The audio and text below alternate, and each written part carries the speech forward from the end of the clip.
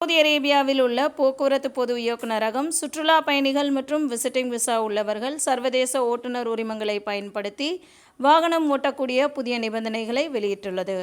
இதன்படி சர்வதேச உரிமத்தை பயன்படுத்தி 1 வருடம் வரை அல்லது உரிமம் காலாவதியாகும் வரை வாகனம் ஓட்ட முடியும்.